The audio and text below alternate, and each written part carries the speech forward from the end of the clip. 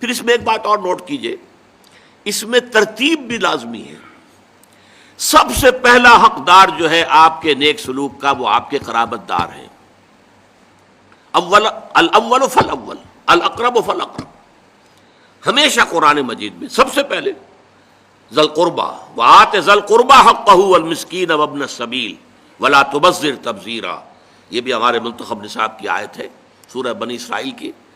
اور تم حق ادا کرو جو ذی القربیٰ ہیں، قرابت دار ہیں، رشتہ دار ہیں. یہ خاص طور پر بات کیوں کہی جاتی ہے؟ عام طور پر قرابت داروں میں، قریبی رشتہ داروں میں شکر رنجیاں ہوتی ہیں.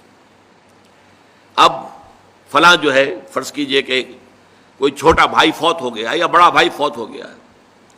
اب دوسرا بھائی جو ہے اچھا ہے، جو فوت شدہ بھائی ہے اس کے حالات اب خراب ہیں، بیوہ ہے، بچے ہیں، کوئی ذریعہ معاش نہیں ہے، اور یہ شخص جو ہے وہ صاحب ثروت ہے، صاحب دولت ہے. یہ اوروں کو تو خیرات دے گا، اپنے یتیم بھانجا اور بھتیجوں کو نہیں دے گا. کیوں؟ انہوں نے یہ کیا تھا، انہوں نے یہ کیا تھا، انہوں نے فلاں وقت یہ کہہ دیا تھا، وہ بھابھی نے فلاں وقت جو ہے میرے ساتھ یہ معاملہ کیا تھا. اس حوالے سے شکر رنجیوں کی وجہ سے ان کو چھوڑ کر دور دراز جا کر ریوڑیاں بانٹی جائیں گی، لیکن جو اصل حقدار ہیں ان کو چھوڑ دیا جائے گا. اس کا تجزیہ کیجئے. اس کا مطلب ہے یہ اللہ کے لیے نہیں دیا جا رہا.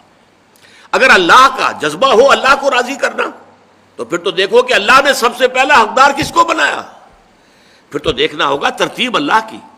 اللہ کی ترتیب میں تو آت المال علی حبہ ذوی القربیٰ، ذوی القربیٰ سب سے پہلے ہے.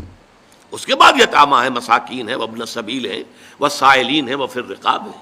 لیکن اولین جو ہے ذوی القربیٰ ہیں. حدیث آتی ہے کہ حضور نے فرمایا من احب للہ وابغض للہ واعطى للہ ومنع للہ فقد استقبل الایمان.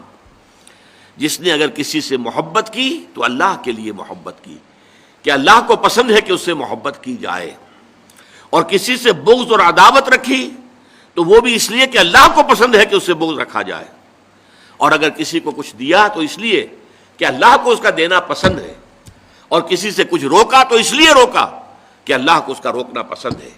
یعنی انسان کے تمام اعمال کا اصل موٹو جو ہے وہ ذات باری تعالی اور اس کے احکام اور اس کی پسند، اس کی ناپسند بن جائے. اگر یہ ہو جائے من احب للہ ہے وابغض للہ ہے واعطى للہ ہے ومنع للہ ہے فقد استکمل الایمان، تو ایسے شخص نے تو اپنے ایمان کی تکمیل کر لی.